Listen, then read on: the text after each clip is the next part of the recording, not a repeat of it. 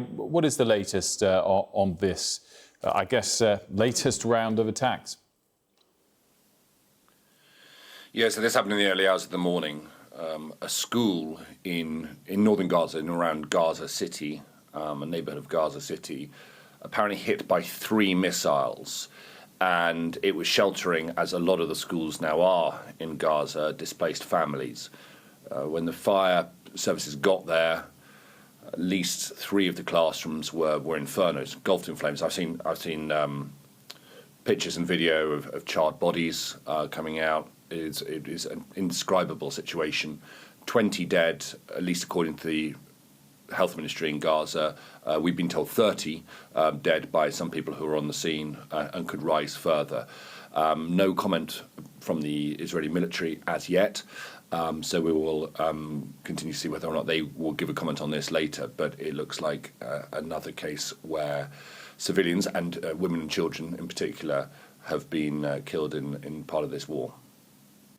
And then similarly, Ali, wanted to ask you about the news that the head of the US-backed Gaza aid group has resigned. Do we know why that is and what the potential implications are? So this is something called the Gaza Humanitarian Foundation. If you've not heard of it, I think you will do in the coming days. It's a private company that has been set up ostensibly to deliver aid into Gaza and to bypass the established humanitarian organisations that already work there, whether that's the United Nations or other charities. It's very controversial. Actually, just this weekend, there were big articles in the Washington Post and New York Times, Haaretz newspaper here in Israel, trying to investigate who is behind it, where's the money coming from, and most of them actually linking it back to Israel, saying that this was a concept that was dreamt up by a group of Israelis, perhaps connected to the government as well. And what the plan to do is to have 4 hubs to deliver aid, 3 in the very south and 1 in the centre. Aid organisations have refused to be a part of it. They say they don't want to be a part of it at all. They question where the money is coming from. They question the motive.